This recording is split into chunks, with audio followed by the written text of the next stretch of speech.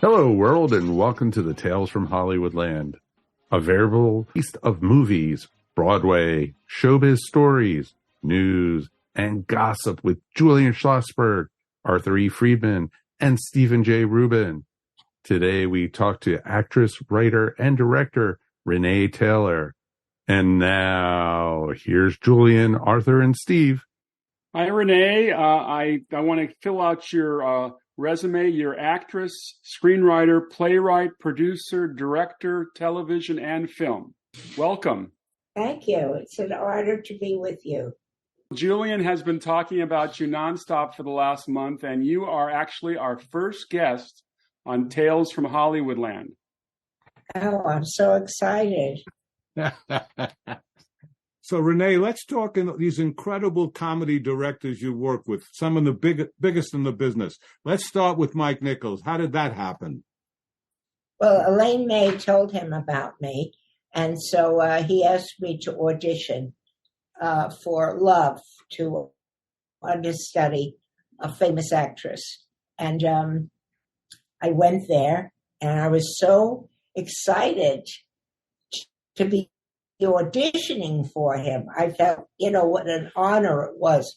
I worked so hard on the audition that after a few minutes, he came running on stage and he said, you're much better than the star you were going to understudy. And I said, thank you. And I said, this is just a thrill to audition for you. And he said, well, I could see you did a lot of work. And I'm going to tell you, ask for a lot of money from the producer so you don't get angry at noticing how much better you are than the actress. And how did you meet Elaine then? How did Elaine get you to Mike? What were you doing with Elaine? In a show called Easy Does It with Louise Lasser and Bill Hickey. And Elaine came to see it. And I'll never forget, I was wearing a bikini on stage. And in those days, I don't know, 60 years ago, it was practically nudity to be wearing a bikini. And so when I came on stage, I had my finger covering my belly button. Isn't it crazy that there was a time when you could not show your belly button? It's frightening.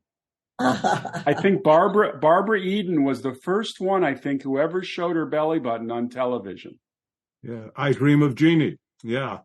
And I have an original photograph in my apartment of Marilyn Monroe, the picture of her dress being blown up, and you see her panties. And young people come here and say, why do you have that picture? And I say, because that picture broke up her marriage. Her husband, Joe DiMaggio, was so upset that she showed people her underwear that he smacked her face, and that broke them up. And today, I was looking the other day at MTV, everybody's in their underwear. Right. But I wanted to ask you, you and Joe, your husband, Joe Bologna, you guys wrote your first screenplay, which was Lovers and Other Strangers, and you got nominated for the Academy Award. Would you tell us, when you went to the Academy Award, who you met and what kind of an experience it was? Well, I have always been a fan. I've always been movie star crazy. As a matter of fact, I remember when I made my debut in grammar school, I was 11 years old. And I remember I was in the theater seeing Gilda for the 5th time with Rita Hayworth, acting out the part with her. And my mother had to come into the movie theater and say, Renee, get out of the theater. You're on stage in a few minutes. And so I would have rather just have watched the movies and movie stars than even be on stage. So that when I was nominated for an Academy Award with my husband, I could hardly contain myself. I was just hysterical with joy. And the first person we met there, Joe and I were recently married, and the first person we met there was Anthony Quinn. And I had seen him so many times that I was just madly in love with him. And I said, Mr. Quinn, my husband and I were just nominated for the first play we ever wrote that we made into a movie. He said, congratulations. Is this your husband? And I said, yes. His name is Joe Below. I couldn't remember the rest of his name. And Joe said, yeah. And the rest of the evening, whenever we ran into Anthony Quinn, he said, Olivia, yes. Then at the bar, I met Alfred Hitchcock. And I said, oh, what an honor it is to meet you, Mr. Hotchpick. And he said, Hodgepodge. Well, you mentioned Marilyn Monroe and why you had the picture there, but if I remember correctly, you and Marilyn met at the Actors Studio. You became friends there. Is that right? Yes, she was so inspiring to this day. I think of her and how vulnerable she was. The first scene that she ever did, Lee Strasberg would have you do an effective memory. You would have to recreate in pantomime a hot cup of coffee. And that was the first thing that she did. And she was so frightened, she shook like a rabbit. And I was so impressed that she didn't try to hide it, that she just stood there shaking like that. And she wasn't wearing any underwear, and she was perspiring, and she was wearing a sort of a jersey dress. It was beige, and it stuck to her body. She was so perspiring that you could see like a small amount of fat even near her arms, and you saw her belly. You saw the whole outline of her body because she perspired so much. And she was so frightened, she wasn't aware even that she had wet her dress. Wow. And I thought that was the most beautiful thing. But there were a lot of, young people who were saying, well, you have a lot of tension in your shoulders and you have to learn how to relax and everything. I thought that was awful that people were telling her, Renee, what people have told me over the years that Marilyn was really intelligent, that the Ditzy Blonde she played in so many movies was so much acting. Were you impressed by her intelligence? I wasn't impressed by her intelligence, but I was impressed by her goodness and her openness and her being willing to share and her warmth. I mean, I was only interested in people's diets and their beauty. And so I never really asked any intelligent questions. But like I'd say to her, oh, you have her skin was like a peach. It was luminescent. I said, how did you get skin like that? Because she was in the ladies' room and she was putting calamine lotion all over herself because she was so nervous when she'd come to class, she'd break out in a rash. And she said, well, the way I have beautiful skin is, she said, before I came to class, I took a whole bottle of Vaseline and I put it all over my body. And then I took a hot bath for 3 hours. And I let the Vaseline soak into my skin.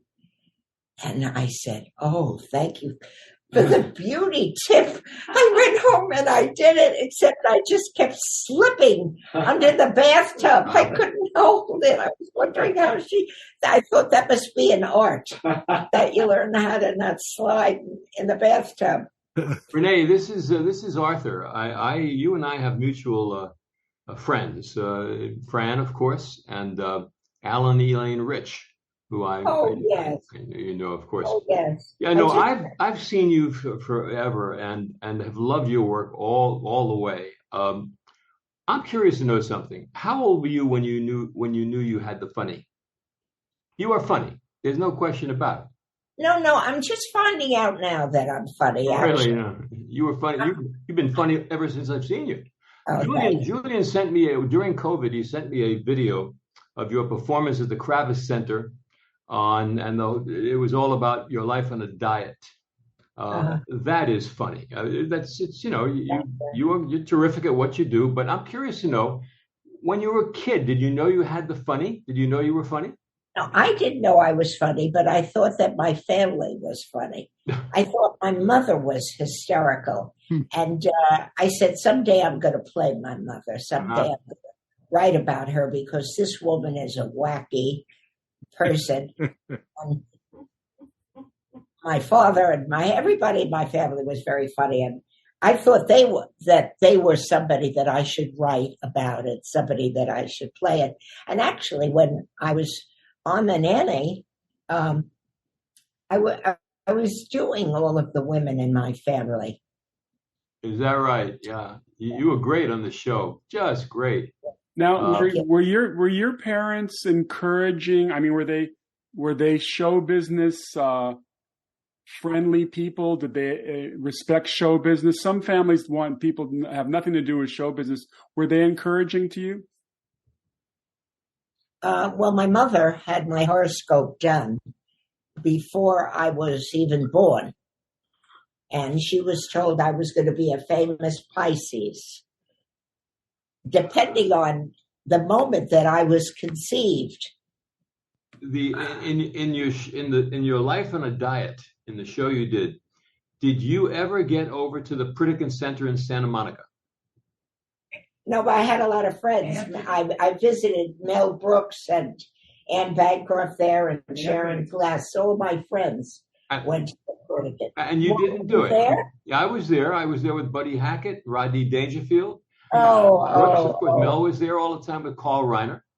But I would have figured you would have been perfect candidate considering, your life on a diet. It's hysterical. Well, that's how everybody gave me tips from the Pritikin Center. Yes. Eating cardboard. Yes. Oh, boy. Renee, tell us about your mom. Your mom really was the person who loved show business. Steve's question you never got to answer. Your mother was a fanatic for you. She was in the dressing room when David Susskind came, and he said, I love Love is Another Stranger, and I want to buy it for the movies. And she said, 500,000. And he said, who are you? She said, I'm the mother. And he said, well, that 500,000 is a lot of money for a first play. And she said, why? It's now, it's today, it's pithy, it's trenchant. Those were the lines that we used. How much did you buy it for? Did you get the 500K? She wasn't that far off, 250 and 250 for the script. So, yeah, it came to Great. 500. My mother must have been psychic, too. So did the family go to the movies much when you were little? Did they take you to the movies? Were you a movie-going family? Yes, we did it. My father's favorite movie star was Alan Ladd. Oh. And I was very surprised to see that he had died when he was 50. Did you know that, Alan Ladd? Yeah, he did I believe a heart attack. No, it was alcohol. Oh, was it alcohol? Oh. And barbiturates. Oh. Maybe at that time they didn't know you're not supposed to have barbiturates. Is that what you believe Marilyn Monroe alcohol. died of? Do you believe Marilyn Monroe died of barbiturates and alcohol? Or what are your thoughts there? Yes, that is my feeling about her. Yeah, mine too. Renee, tell the story about meeting Jerry Lewis on a talk show. Well, I was on the the Jack Paar show.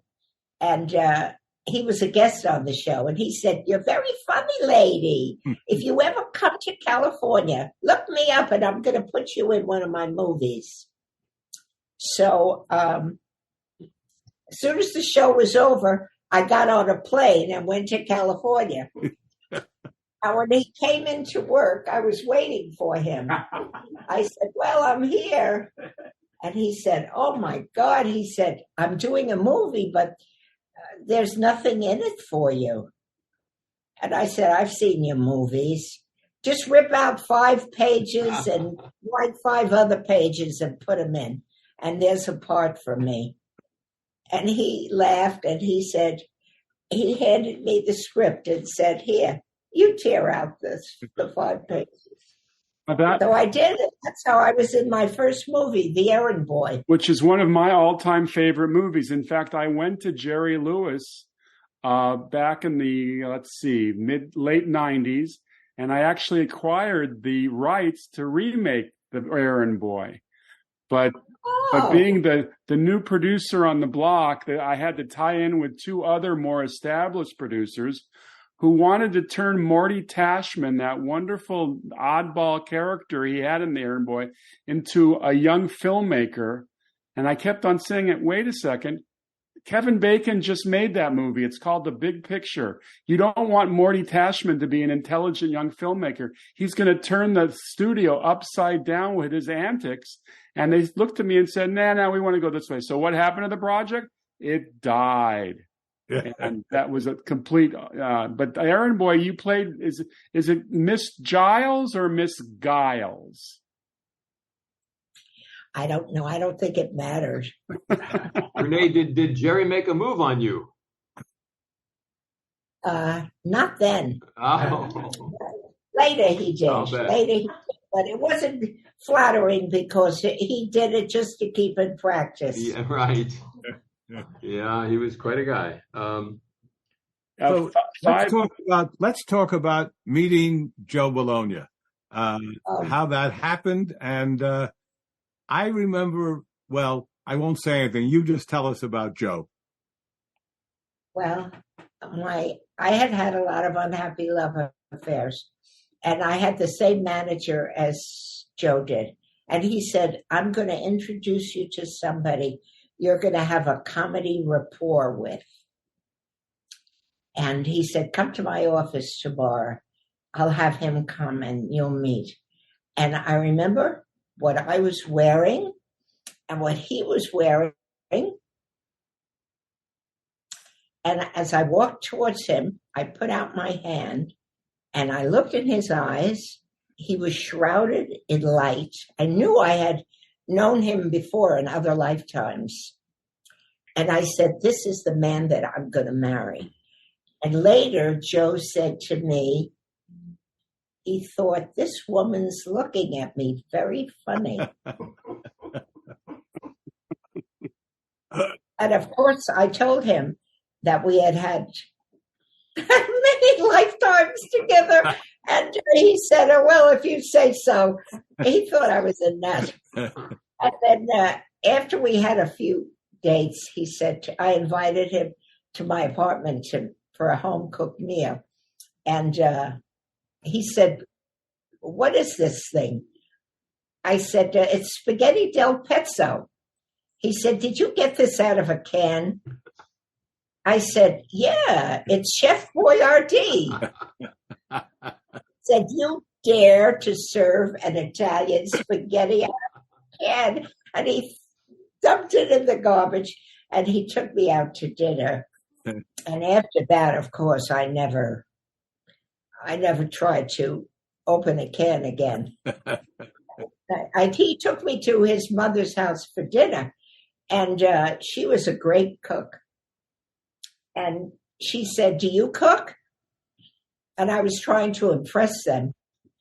And I said, "Yes, I make a fabulous gefilte fish." And she said, "Oh, how do you make gefilte fish? I always wanted to make it." I said, "Oh, well, you just get a big fish and you gefilte it." And that was that. Renee, where was Joe? Where was Joe at that stage of his career when you guys met? When I met him, he was a producer of television commercials. And then after we got married, he became a director of television commercials. And then I encouraged him to write with me because I had written a lot of things in Elaine May's show. It was an improvised show, and I used to bring in little pieces of torn paper bags with writings on it. And Elaine said, if you want to be a writer, you have to invest in a yellow legal pad and a pen. And I did. And shortly after that, I became a writer. I encouraged Joe to write with me. And he said, okay, I'll write with you, but I'm not going to put my name on it. And I said, no, you have to take the blame with me. Yeah. And he said, okay, but your name goes first. And I said, why? And he said, because you can dodge the bullet better than me.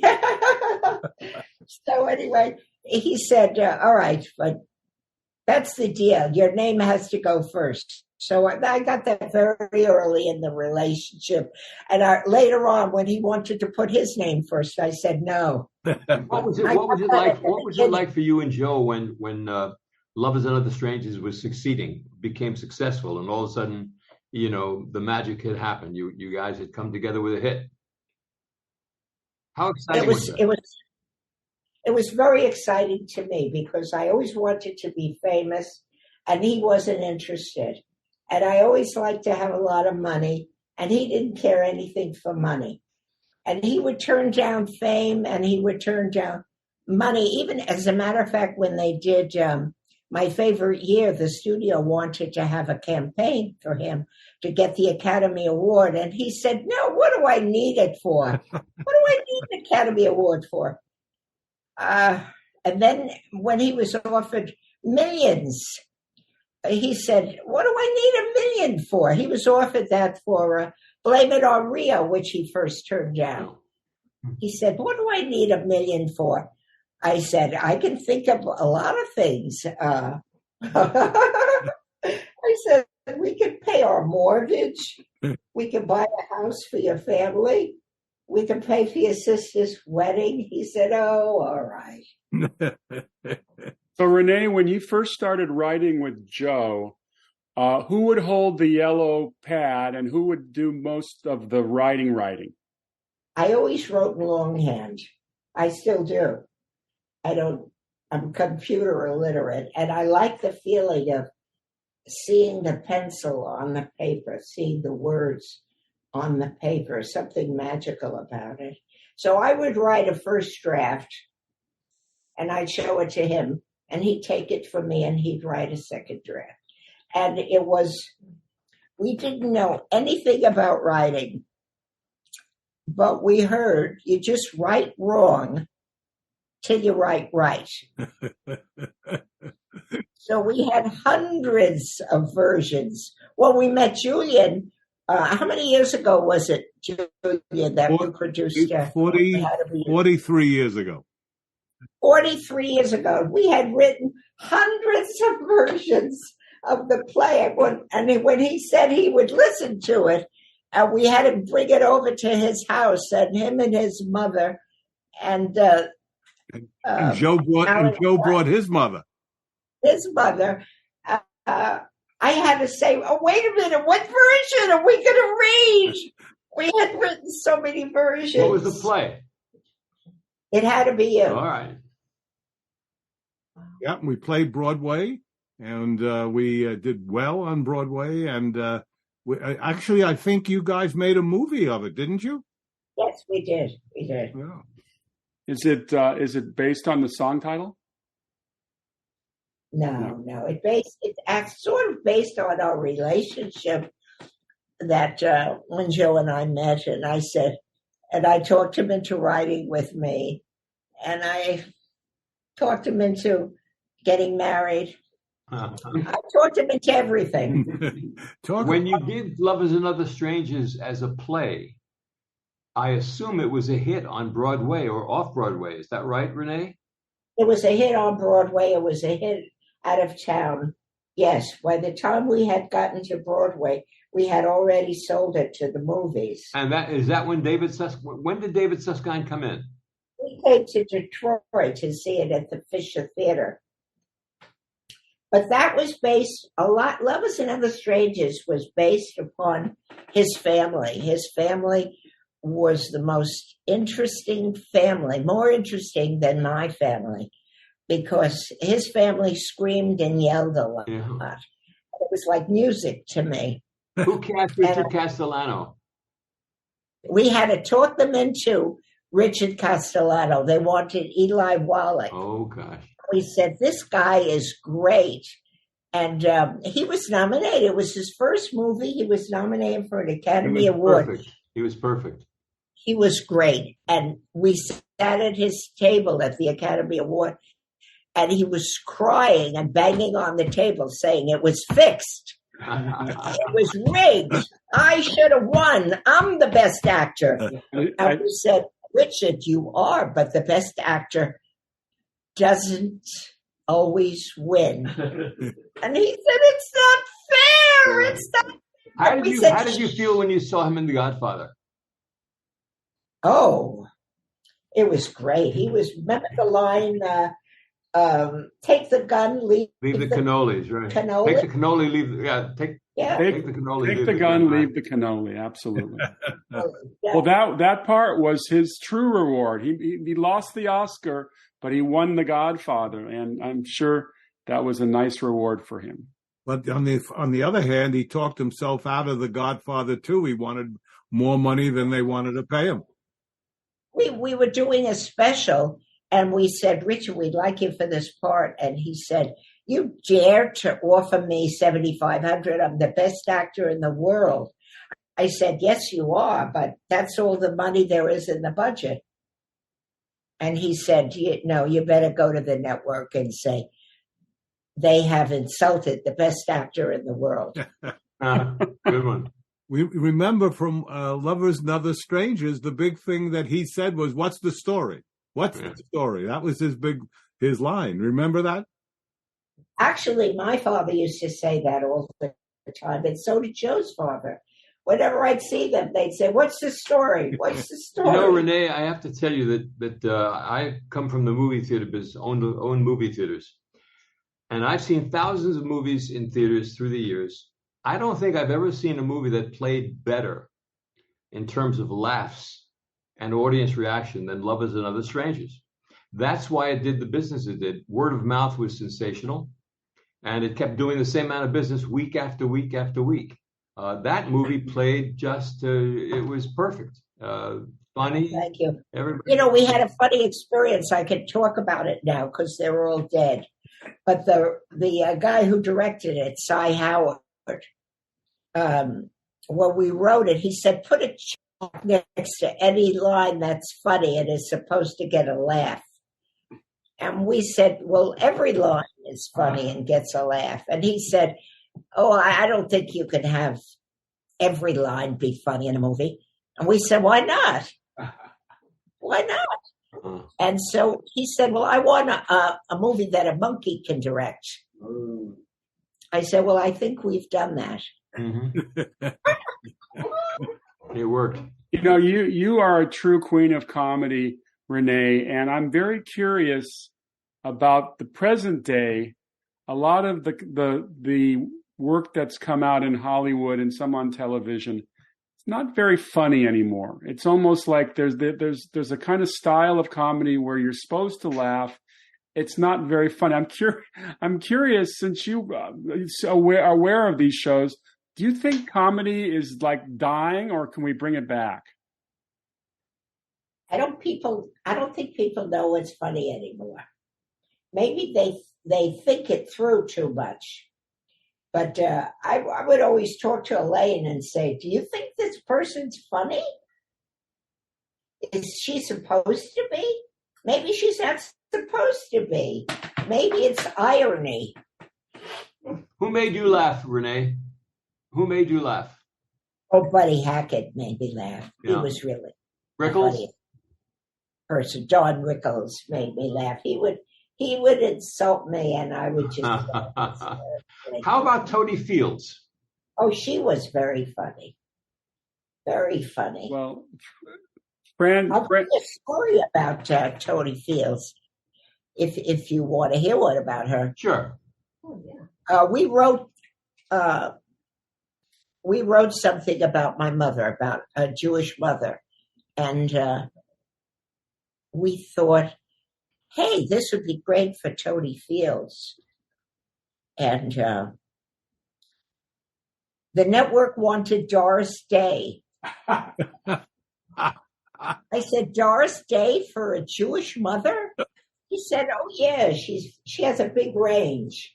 Now that's funny. Oh, God.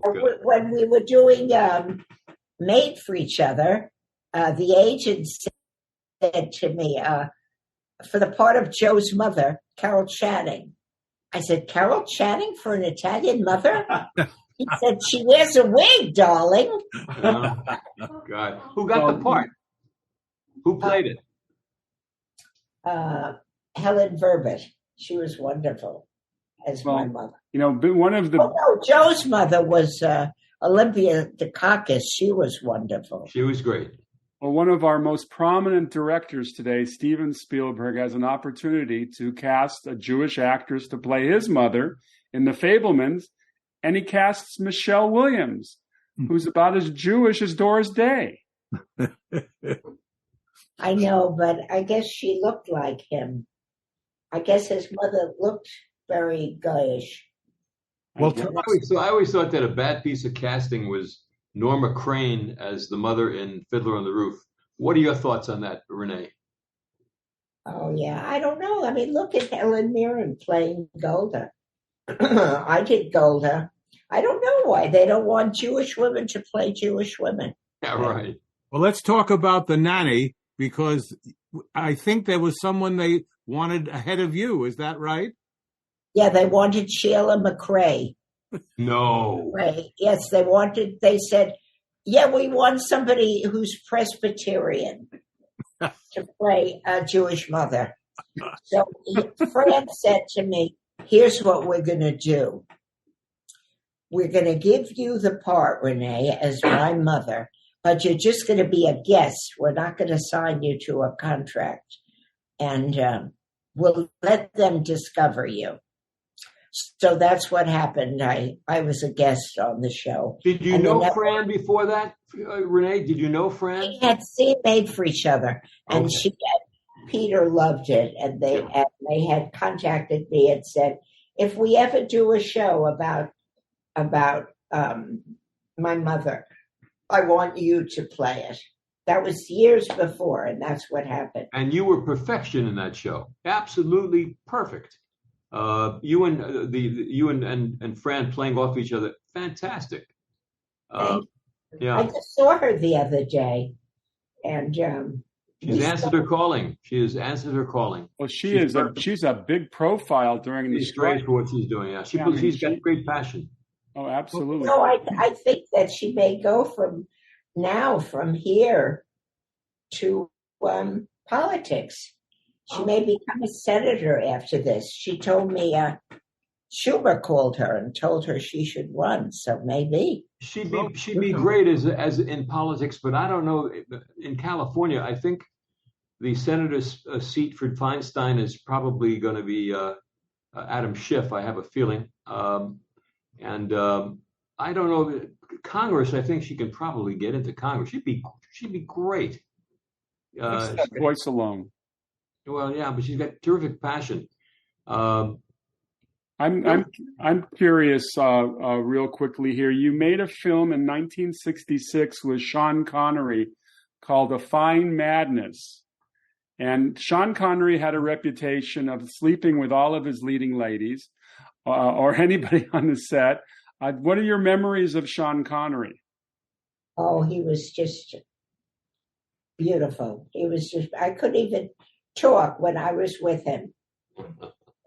I was just, all I could say was, so you're Sean Connery. And I guess so. I think in his filmography is the only time he was in a comedy was with you. He's pretty funny. Renee, I know that for a fact that you and Barbara Streisand were on the same bill. Both of you, I think, were unknown at the time. Can you tell us a little bit about that? Well, somehow, she was supposed to open for me because I was on the Jack Parr show every week. And I went to the first day of rehearsal. I heard her sing, and she was just a phenomenon. And I said to her, I should open for you. You shouldn't open for me. And we became friends. And the management wouldn't hear of it because I was known then and she wasn't. But that's what it should have been. And that's how we became friends, because I told her that she was more than me. She was a force of life. And my comedy was like, okay, I was a comedian, but she was really magnetic. For a person, Renee, who wanted to achieve fame and wanted to be famous when you were young, when you were a kid or what have you, and then you achieve it, what is that like? You now become famous. People know who you are. They see you on the street. You're walking out Fifth Avenue. They know you're Renee Taylor. What's that like? It's nice. I mean, fame gets you a good table. I don't know what else fame gets you. Maybe it gets you on the waiting list for an apartment. I don't really know what fame gets you. There are a lot of apartment houses you can't even get in. A Madonna couldn't even get into the apartment house. So I don't know about fame. Fame is like, it's today's headline reps tomorrow's fish. Yes, but you wanted it, and then you got it. I wanted it really bad. I really wanted it, but I never really achieved what I wanted. What I wanted was to be like Marlon Brando.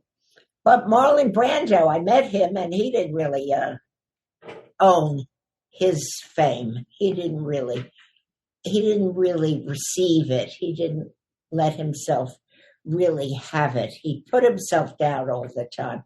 Look at what he did with sending that Indian woman to get his award for The Godfather. I mean, he could have gotten it and gotten the award and said, the thing that's wrong with Hollywood is I don't like the way you treat the Indians. I remember John Wayne booed him because he didn't think that was appropriate. But I didn't know. I felt that he should have showed up and made that speech, not given it to the Native American girl to do his dirty work. How great an actor was he? Oh, my God. Unbelievable, huh? Awesome. Yeah. Awesome. Yeah. I never saw anything like it, like Streetcar. I never saw anything like it. Every moment, it was seamless. Well, Jimmy Dean was. I saw Jimmy Dean. I'm probably older than all of you, but did you ever see Jimmy Dean in The Immoralist? No. Oh, he didn't have any lines. He just played the lover of Louis Jourdan. Just followed him around on stage and looked at him with such love. And he took the play. You couldn't take your eyes off him. Now, if I was going to cast Eva Braun in a show, you would not be the first choice to play Eva Braun. How did you come to Mel Brooks's attention for that role? There were 30 girls, and like 40 years later, I was at Sid Caesar's house because we had been invited by him because he liked Joe's interpretation of him in My Favorite Year. And 40 years later, Mel Brooks said to me, "Did I ever thank you for playing Eva Braun?" And I said, "No." He said, "Well, thank you now." Yeah. He said, "I remember your audition. said, the 30 girls auditioned and you came in, and with a New York accent, you played the part. Ich lieb mir nicht. Ich lieb mir nicht. He said, you were so funny. I had to hire you. Renee, tell us a story of Joan Crawford, how you met Joan Crawford. Joan Crawford. I was always on these shows, Jack Parr and Johnny Carson. I would be on with Joan Crawford, and afterwards, she wrote me a fan letter, and she said, what an honor it was to meet such a talented young lady like you. I really enjoyed being with you, and I was so impressed that a big star like that would take the time to write me a letter like that. Didn't you go backstage and see her with your mom once? Yes, and I was very impressed that she was singing and dancing at a USO thing. And my mother went backstage and said, Joan Frieda. And she said, oh, do I know you? And she said, no, but I read all about you in a Photoplay magazine. And I read that you have a lot of roughage in your diet. And that's so important. I want to congratulate you. I'm sure you must be very regular.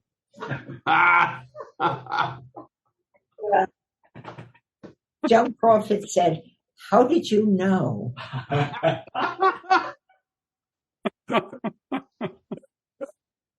How did Frieda take to your success? You became a star. What was that like for your mom? Well, she called everybody by their first name.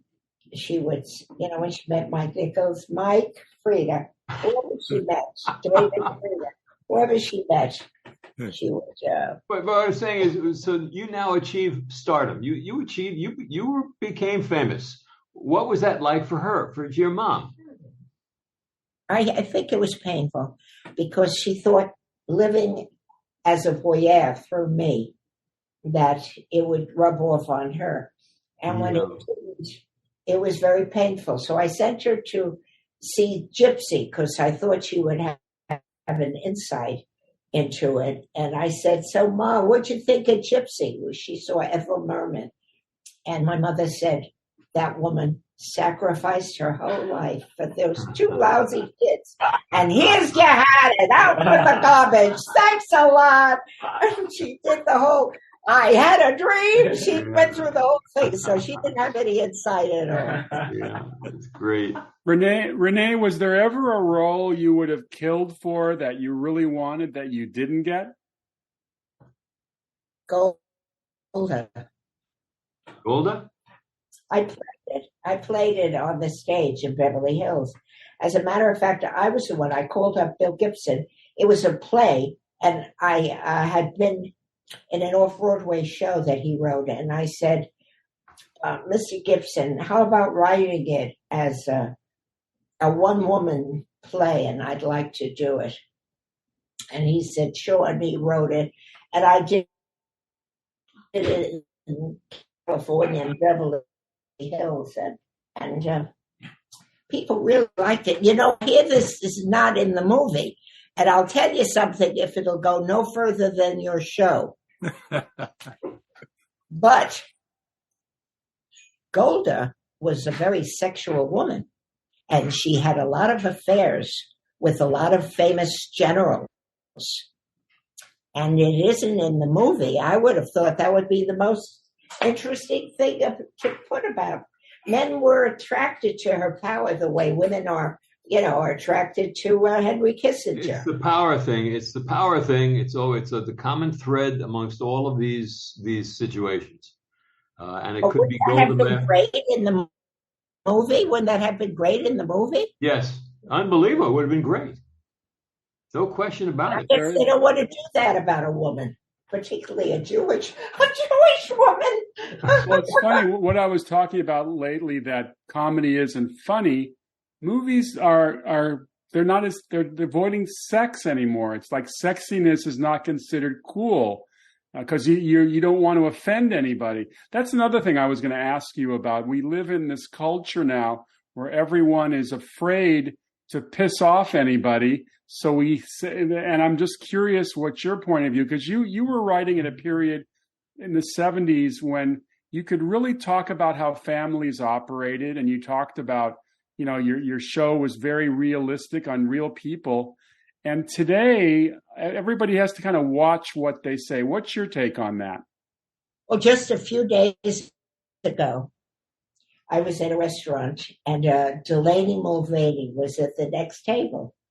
And she asked if I would take a picture of her. Do you know who she is? She's the transgender person who did Budweiser Light. I took a picture with her, and I put it on my Instagram. This is a few days ago. And my son called me up and said, "Ma, people are unfriending you." Oh, God. That's scary. You wonder if these people have a little too much time on their hands to actually do something like that. I want you to write them and say, "I'm going to miss the friendship that we had. It was just getting deep." Yeah.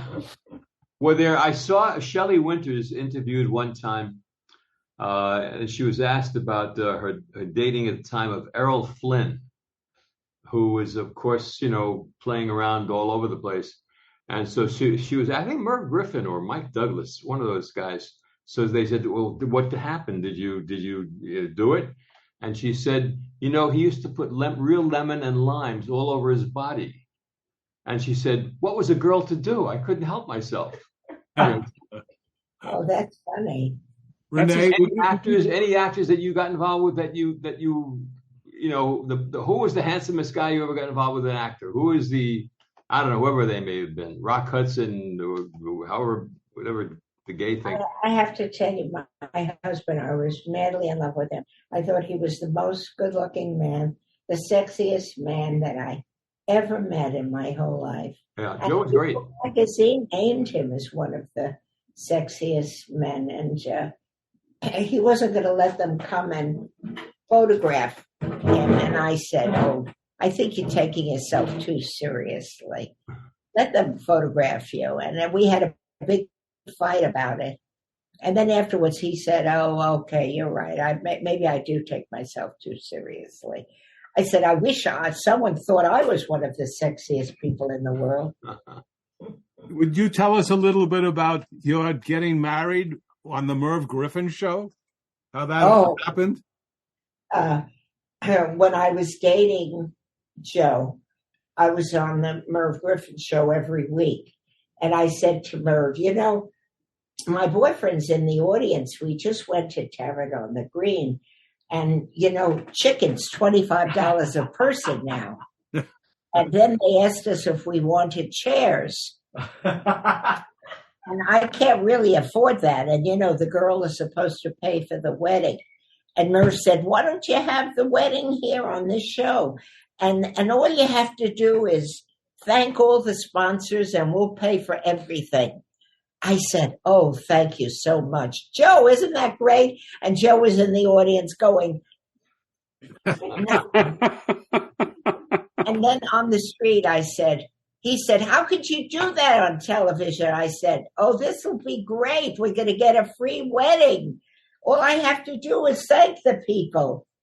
And he said, "Don't you have any sense of what's private and personal?"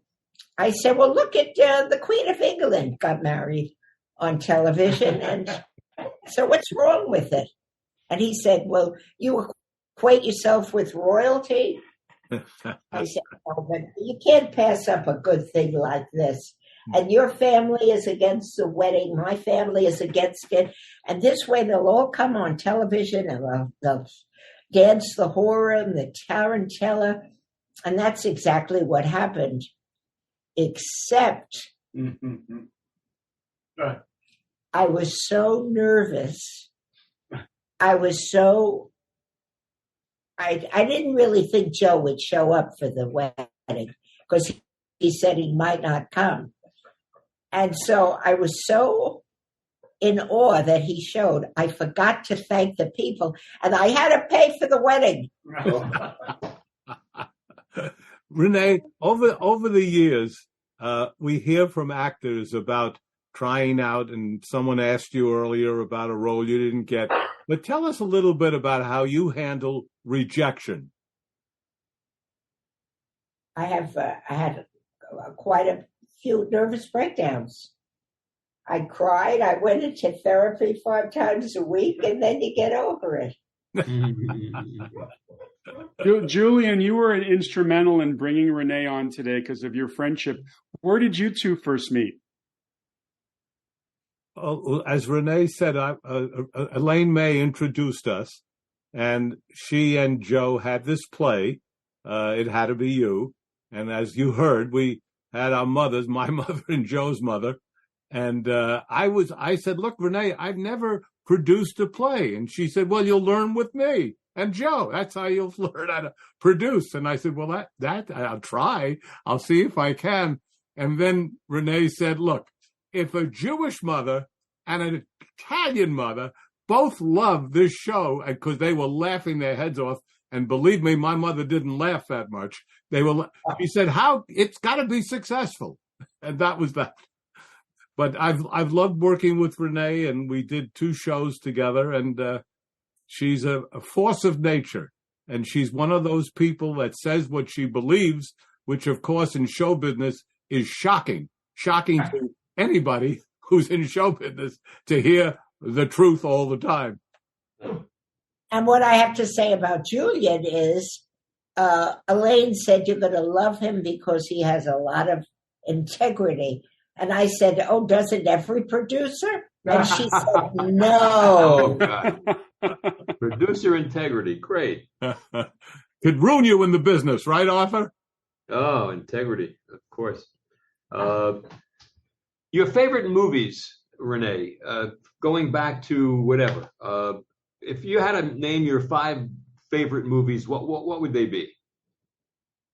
Or Casablanca. I see that whenever it's on, and I do all the lines with not only Ingrid Bergman, but Humphrey Bogart. What else? Oh, I loved, even though it was a bad, a racist movie, I loved Gone with the Wind because I had never seen a movie where the heroine was bitchy like that. Yeah. I thought that was a great thing. Except Betty Davis movies. Oh, yeah, Betty Davis movie. I loved all the Betty Davis movies. The Little Foxes, I loved. Jezebel. And the musicals, like practically every night I see an MGM musical. The other night I saw Gigi, and I saw The Bandwagon. It's Always Fair Weather. All great stuff. Have you seen anything recently that you love? Any film recently? Well, I have not. I have not. My wife and I have not seen anything in the past, I don't know how many years, that compares with any of these films you're mentioning. Except seems they just don't make them that way anymore. I loved Oppenheimer because I happen to be a real fan of Cillian Murphy. And even though it didn't really tell the whole story about the U.S. government, really the reason why, if it won't go any further than your show, the truth of it was that they had billions invested in the atomic bomb. Oh. That's why they... Renee, would you tell the wonderful story that I love about trying out with Tennessee Williams and Elia Kazan? that's how I got my name, Renee Taylor. My agent, Abe Newborn, said they're only seeing real, authentic Southern girls. You can't audition for Baby Doll if you're not Southern. So I said, okay, well, let's find a name for me. And we looked at who's who in the South, and we found there was a general by the name of Taylor. And so I became Renee Taylor, and I got an audition for Elia Kazan and Tennessee Williams. And I said, I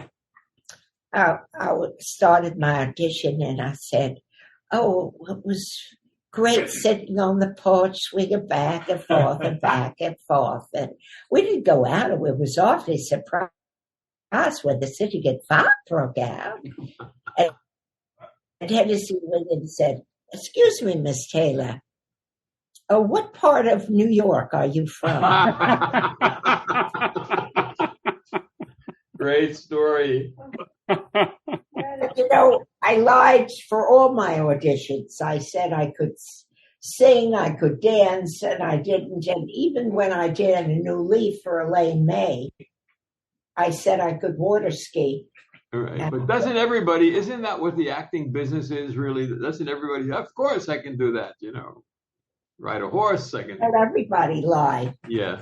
You can do everything and fake your resume. Yeah. What was your first part that you really wanted that you got? Well, I think it was for Mike Nichols for Love. And then I went on stage and I played with Alan Arkin and Gene Wilder and Eli Wallach. That was a thrill. How did you meet George Abbott? When I went on as the understudy, and he wrote me a letter. He said, I don't know how anybody could be better at the part. Come see me, and I have a part for you in my Broadway play. So I went and saw him, and he put me in Agatha Sue, I Love You. And everybody called him Mr. Abbott. And he would give you a direction, and then if he liked the way you did it, he swept me in his arms and waltzed around the theater with me.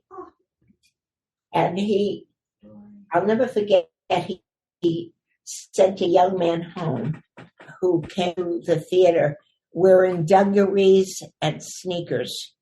Oh, this is over 60 years ago. That you're too disrespectful to be at rehearsal. You have to go home and put on real shoes and a suit. Otherwise, you can't be in my play. We're coming near the end of the interview, Renee. I was wondering, since a lot of young performers hopefully will be listening to this conversation, because you are certainly legendary, what can you give a couple of pieces of advice to young performers today who want to survive on either the stage or the screen? Great question. I always tell people, it doesn't matter what anybody says, whether you're talented or not. If that's what you want to do, then just follow your dream. And it doesn't matter whether you're fired. I was fired a lot of times. It doesn't matter. Just pick yourself up and cry, have a breakdown, see a doctor, and go on. Great advice. So true. Happens to all of them. So, Renee, you're our first guest, and we want to thank you for all four of us. It was fun. It was funny. If I said anything that I shouldn't have, I'm glad. You told us some good secrets. Are you kidding? And we'll keep them as secrets. They'll never get out. Go to there. That thing will never get out. Good. Go ahead, funny. Steve. Wrap it up, baby. To our listeners, if you have any comments or questions, we love hearing from everyone. We have an email. Please write to us at talesfromhollywoodland@gmail.com. And thank you, Renee, on behalf of all of us at Tales from Hollywoodland. Thank you so much. Thanks, Renee. It was great being with you. Thank you. Likewise.